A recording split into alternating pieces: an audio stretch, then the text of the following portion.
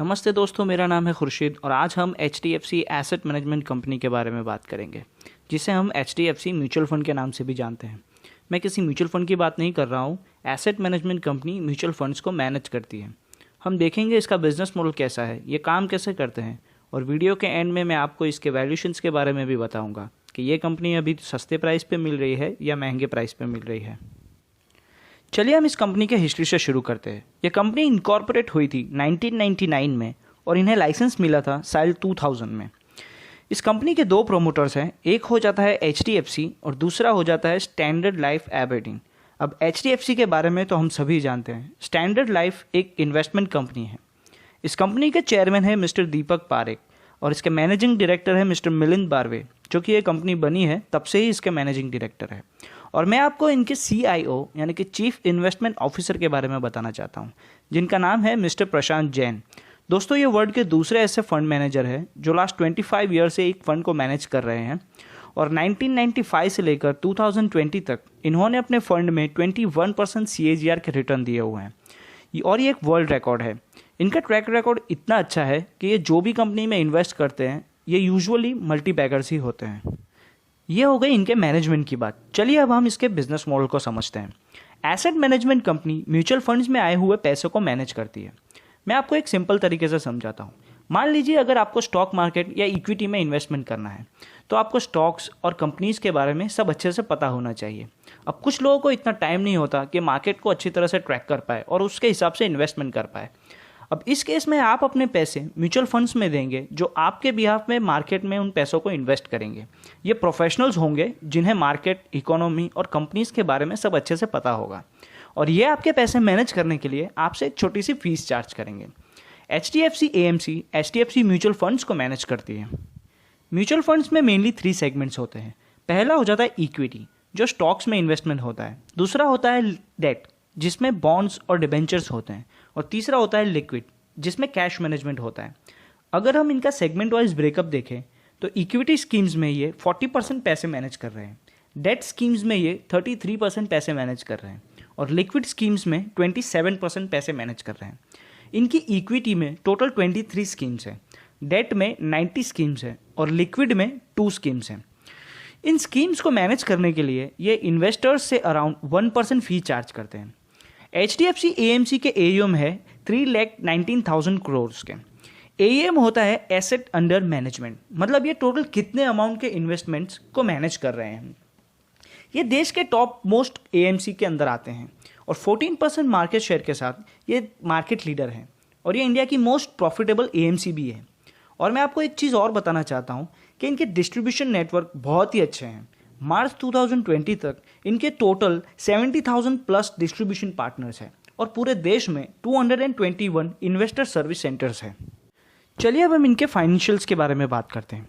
अगर हम इनके लास्ट 5 ईयर्स के रेवेन्यूज़ देखें तो 2015 से 2020 तक इनके रेवेन्यू 14.40% CAGR से ग्रो हुए हैं और लास्ट 5 ईयर्स के प्रॉफिट्स देखें तो 2015 से 2020 तक प्रॉफिट्स 24.89% CAGR से ग्रो हुए हैं।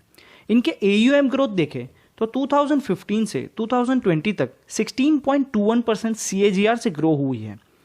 इनके मार्जिन्स भी काफ़ी अच्छे हैं। 2015 से 2020 तक इनके ऑपरेटिंग मार्जिन्स 60 to 70% के हैं और नेट मार्जिन्स 40 to 50% के हैं। दोस्तों, ये नंबर इंडस्ट्री में सबसे अच्छे हैं और ये फ्यूचर में ग्रो भी करेंगे। इसका रीज़न मैं आपको वीडियो में आगे बताऊंगा। बट अगर आपको ये वीडियो अच्छी लग रही है और आप चाहते हैं कि मैं इस वीडियो को और भी लोगों तक पहुंचा सकूं, तो इसको लाइक ज़रूर करिए। ये मुझे यूट्यूब के एल्गोरिदम में हेल्प करेगा ताकि मैं इस वीडियो को और भी लोगों तक पहुंचा सकूं। अब जैसा मैंने आपसे कहा था, मैं आपको इनके प्रॉफिटेबल होने का राज बताता हूँ। देखिए, ये एसेट मैनेजमेंट कंपनी का बिजनेस कैसा है कि ये वैल्यू पे ग्रो होता है और ये जो फीस चार्ज करते हैं वो एसेट अंडर मैनेजमेंट के ऊपर होती है। इट मीन्स कि जैसे जैसे इनका AUM बढ़ता जाएगा इनकी फ़ीस भी बढ़ती जाएगी। चलिए मैं आपको एक एग्जांपल लेकर समझाता हूँ। मान लीजिए आपने इनके फंड में 1 लाख रुपीज़ इन्वेस्ट किए, तो हर साल आपको इसका 1% यानी 1,000 रुपीज़ फीस देनी होगी। अब मान लीजिए कि आपके इन्वेस्टमेंट पे प्रॉफिट अच्छा हुआ, 4 से 5 साल में वो बढ़ के 1,50,000 हो गए, तो आपकी फ़ीस हो जाएगी उस साल में 1,500 रुपीज़। अब आप सोचेंगे कि हर साल देनी होगी तो ये तो काफ़ी ज़्यादा फीस है, लेकिन ये सच नहीं है। ये एक्चुअली में आपके पैसे पे काफ़ी अच्छा रिटर्न ला कर दे रहे हैं, तो आप इन्हें इतनी फ़ीस आराम से दे सकते हैं। ये तो हुई इनके इनकम की बात। अगर हम इनके एक्सपेंसेस भी देखें तो यहाँ इन्हें कुछ ज़्यादा खर्चा नहीं करना होता। यहाँ कोई प्लांट्स या मशीनरी नहीं चाहिए जिसके लिए बड़े बड़े इन्वेस्टमेंट्स की ज़रूरत हो। चलिए ये भी मैं आपको एक एग्जांपल से समझाता हूँ। मान लीजिए इनका एक ऑफिस है जहाँ से ये 10 करोड़ रुपए के एसेट्स मैनेज कर रहे हैं। फिर इनके एसेट्स बढ़ के 50 करोड़ हुए तो भी ये सेम ही ऑफिस से उसको मैनेज कर लेंगे। यहाँ पर बस इन्हें थोड़े से एम्प्लॉयज़ ज़्यादा चाहिए होंगे। सो दोस्तों, ये बहुत ही प्रॉफिटेबल बिजनेस है और ये फ्यूचर में काफ़ी वेल्थ क्रिएट करेगा। अब इनके प्रोडक्ट्स की बात करें तो म्यूचुअल फंड्स के रिटर्न्स को हम पास्ट से कंपेयर करके देखते हैं और इसमें तो इनका पास्ट रिकॉर्ड कुछ ज़्यादा ही अच्छा है।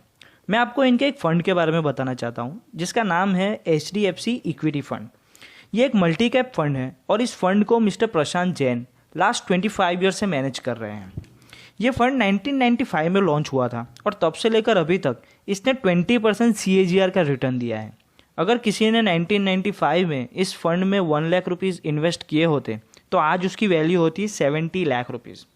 और अगर किसी ने 1995 से लेकर अभी तक इस फंड में SIP की होती 1300 रुपीज़ की तो उसकी वैल्यू होती 1 करोड़ रुपीज़। आप देख सकते हैं ये काफ़ी अच्छे रिटर्न्स दे रहे हैं। अब आप सोचेंगे कि पास्ट में इन्होंने जैसा परफॉर्मेंस किया हम कैसे मान लें कि ये फ्यूचर में भी ऐसे ही पैसे कमाते रहेंगे। तो इसके लिए मैं आपको कुछ फैक्ट्स बताना चाहता हूँ। इंडिया में लोग म्यूचुअल फंड्स में टोटल GDP का सिर्फ 4% इन्वेस्टमेंट करते हैं और अगर हम ये नंबर US में देखें तो 63% है और अगर हम वर्ल्ड का एवरेज भी देखें तो 55% है। इससे हमें पता चलता है कि म्यूचुअल फंड का पेनेट्रेशन इंडिया में अभी काफ़ी लो है और इसके ग्रो होने का स्कोप बहुत ही ज़्यादा है।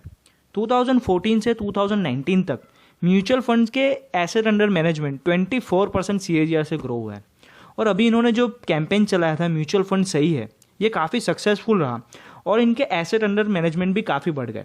और आगे मैंने जैसे आपसे बताया था कि इनके एक्सपेंसेस भी कुछ ज़्यादा है नहीं, तो प्रॉफिट्स भी काफ़ी अच्छे होने वाले हैं।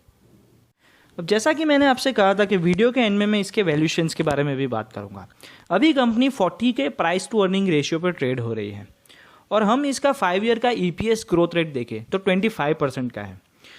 इसके फॉरवर्ड PE को कैलकुलेट करें जैसे आप स्क्रीन पर देख सकते हैं। 3 साल के बाद 2023 में इसका EPS 117 रुपीज़ निकल कर आ रहा है।